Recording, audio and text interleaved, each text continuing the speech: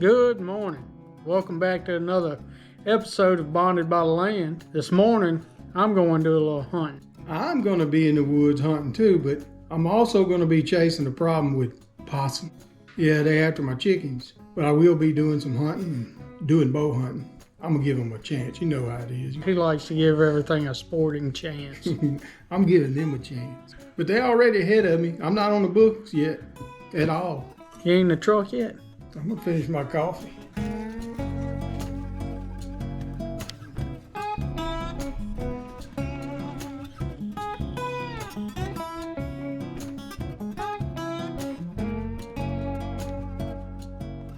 Yes, I got a possum problem. I've already caught a couple. I caught 3 actually, and I catch and release them. And I'm using live traps to do that. And some of you may say, why are you catching and releasing? Why don't you do like you used to do years ago? Well, I've gotten older, and I don't know. Things change in a man when he gets older. Happened to my dad too, but I also realize that possums are very important. They're like vultures, you need them. And I just relocate them. I bring them down to the swamp and turn them loose on the river. There's plenty for them there. But they like to get my chickens, and they got 2 of mine. And after I relocated the other 3 I caught, it's been about, I don't know, 3 or 4 weeks, and they're back. Now I had to do some work to my pen. I found a hole in my pen. Yeah, I don't know how I missed it, but I actually put up a trail camera there to find it. And it wasn't to look for the hole, it was to see what was getting in my pen. And he walked right through a hole that I never saw. All right, this is the other side of the pen, and done it the same way. He'll come up here, he'll come back around and go through there. Caught many of them like that. But like I say, there's no talent to this. Catching a possum is simple. So got those set, and they may be here a couple weeks, who knows. But I won't get ants on my bait. It won't eat it up, cause a problem over here. And I may catch a cat, but I count them every night. As you can see, you catch a cat pretty quick. So I don't do any steel trapping around here, around my home anyway, and I hardly do anymore. But I still have the traps. I know how to catch them if there's ever a problem. A few years ago, we had a fox epidemic here. We had to take care of some of them, but I'll show you a trap set that I use for fox. It'll work for bobcat too, just a little bit of adjustment. I used to just wear them out on the river swamp where I was raised.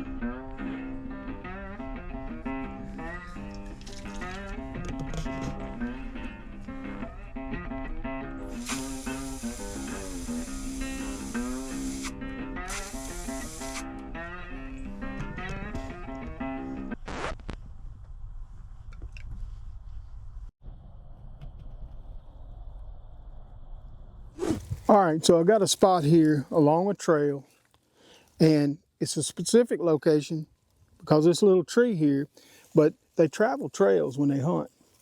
And this little tree here is going to serve me a couple purposes. Once, it's got an overhanging limb here. This is a little gum tree, and it'll give me a spot as a back end stop. And I'll show you what I mean when I get there. Of course, I got my cats around here, so I have to be careful. They follow me. They like to hunt with me and everything else. I have to sneak. What I'm going to do is I'm going to cut a square here with my hatchet. And that's going to be where we place the trap. I'm just going to clean it a little bit and cut it in. Now, this set is called a dirt hole set, but it'll catch anything. I mean, you can catch coons and possums easy. I mean, you don't even have to try. But fox and bobcat are a little particular. Now, normally I'd have my traps balled and waxed. I use beeswax, but I haven't used them in a long time. And I'm just doing this for demonstration purposes. But I'm just gonna kind of level this out a little bit. It's a little wet, which is not real good when doing a dirt hole set. And you'll see why here in a minute.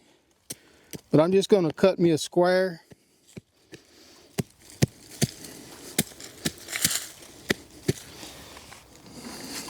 I've got a sifter here that I'm gonna put that dirt into. Get the leaves out of here. Like I said, it's a little wet, not ideal, because you're gonna be sifting this dirt. All right, that's pretty good. I'm gonna come right here in the center and I'm gonna knock a little deeper hole right in the center. This is where my stake's gonna be, underneath the trap. Now I'm using a 1.5 here. I have number 3s, but I can hold fox and bobcat. I've held bobcat with a 1.5, but this is, like I said, demonstration purposes.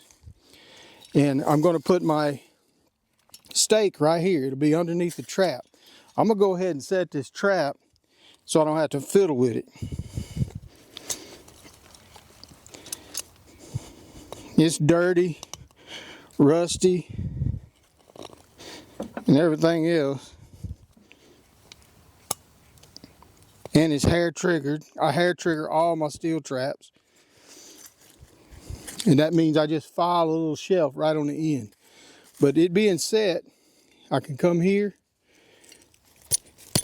and put in the stake.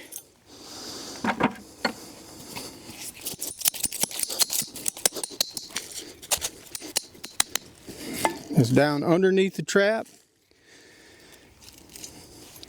And I can make a little trench for my chain. And I've got swivels on these chains. I would bury this chain right here. I would dig a little trench there for it. But the trap is level and it's firm. So if he steps on it, it don't wobble. Now I'm gonna take this trigger guard and cover up, get my trigger in the middle there. Gotta be careful, it'll throw it. So it's right over the pan, because I don't want any dirt under the pan. Then I'm just gonna come here and sift it. Like I said, it's a little wet, which is not ideal because it don't sift it as good, but that's okay. We're gonna get it. Add a little more dirt.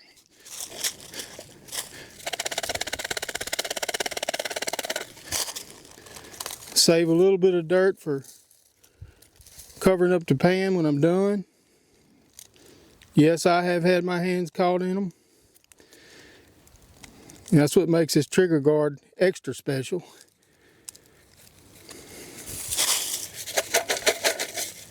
I'm gonna get a little more dirt because I'm gonna need it.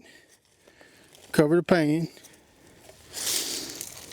Now what I want to do is lift this out of there without disturbing it too much. And you can see the pan don't have anything underneath it. I'm just gonna level this just a little bit. Be very careful. And I'm gonna sift over the pan.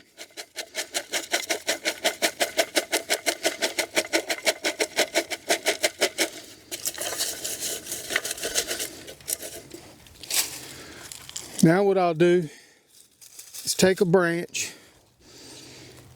and just level this out a little bit. We don't want it to be, too obvious.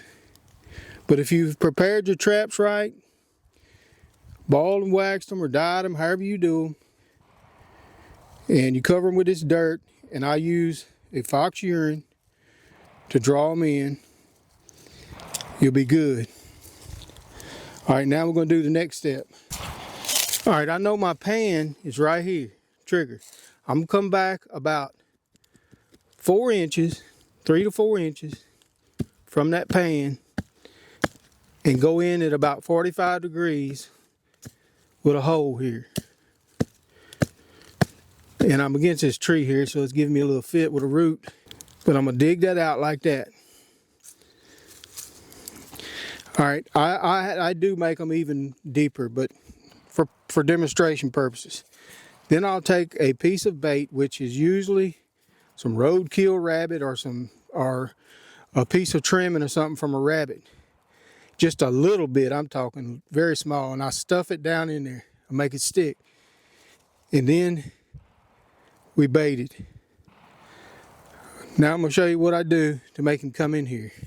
So with that tree, I'm gonna come at an angle just like this. And I'm creating a funnel. And you'll say, man, he'll walk right over there. Well, he wants to come to the place it's easiest to get to. I remember a wildlife fisheries guy I was working with, I was trapping some bobcat for him. And they laughed at me. Said, man, he'll walk around that. Well, we got him. It's funny that you can use psychology on animals just like you can humans. All right, that's a set. He'll walk right in here and start trying to dig that bait out of there. And as he does, he'll replace each foot like that as he's digging. That's why you put it on 45 and it makes him kind of dig in there. So let me show you how it's gonna work. He comes in here, he walks, and he steps right here, puts a foot in there, and it's over with.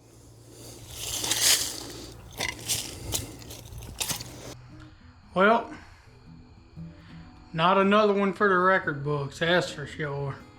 Didn't see nothing but a couple does. I gotta do something because Leland is tearing my butt up. Tomorrow, we're supposed to have a cool front coming down, pretty hard freeze. So hopefully that'll get the deer up and moving on their feet. We can only hope. I'm about to throw my rifle away, sell my four-wheelers. Nah, I'm just kidding. It's all in fun. I'm about tired of hearing Leland and his bragging. Bear with me. I'm getting something. Good morning. We are back on the lease. This morning we woke up. You can tell the temperature's starting to drop. It's been raining. So hopefully it's going to be a good hunt. I woke Leland up and he says, yeah, I think I'm going to go this morning. I had another 6-point on my camp. For real? Like if he gets another one, I ain't going to hear the end of it. Just kidding. I'm very blessed. Y'all stay with us. Hopefully we'll get y'all one. Good morning, folks. It's about 4:30 a.m., about 26 degrees. We got that cold front. I'm gonna head out to the stand. Hopefully we'll get us a buck show up this morning. If I see something, we'll pick you up there.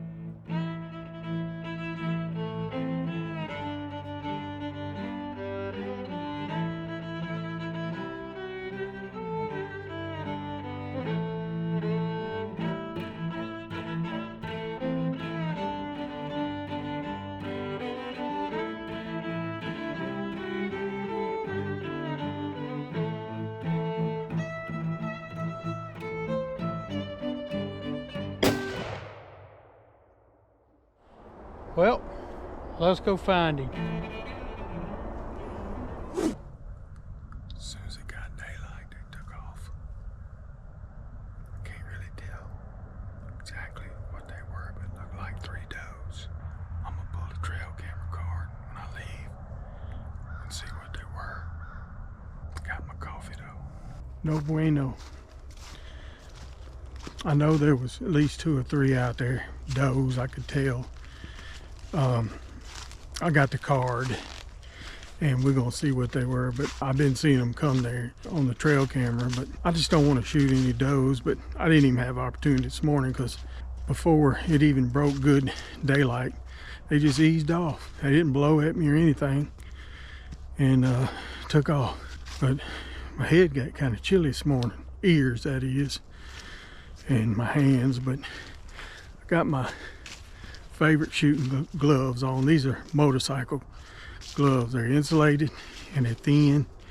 You can feel everything, and I've used them for years. And let's check in and see what Lee's are doing.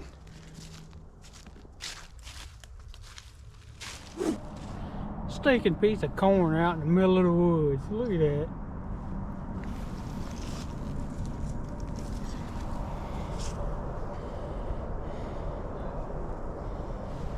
Tell this is a deer trail.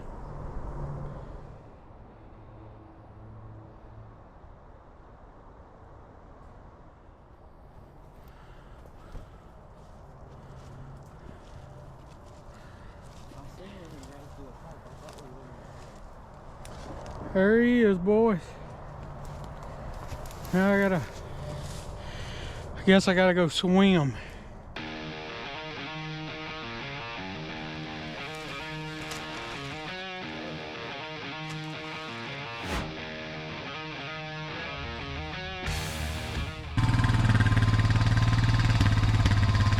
Got the mosquito embankment.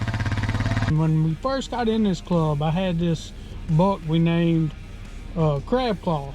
He was just a tall 4-point, but you could tell he was a mature deer, and that's, you know, all he was going to be was that tall 4-point. And after looking at some pictures and comparing it to this deer, this harvest this morning, we're wondering if it ain't the same deer. I was obsessed over Crab Claw.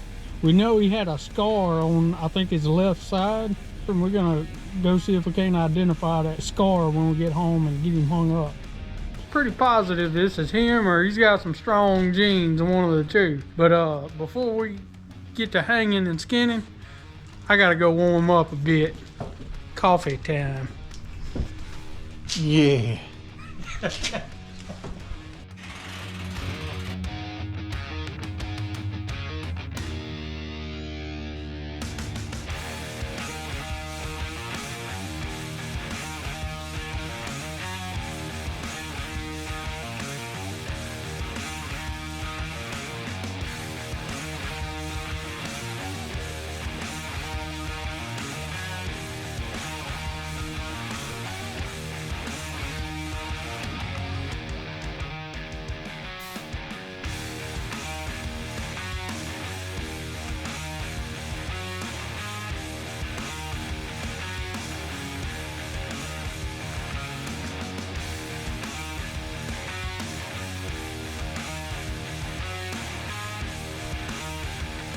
Thank y'all for tuning in to another episode of Bonded by the Land. Got pretty fortunate. Was able to get a deer I've been after for a few years. It just happened to turn out like that. It wasn't like I was hunting him per se, but pretty good day, I'd say. Yes, indeed. And I'm glad he got one. And it's getting kind of late in the gun season, but rut around Christmas time is coming. That's when they really turn on around here.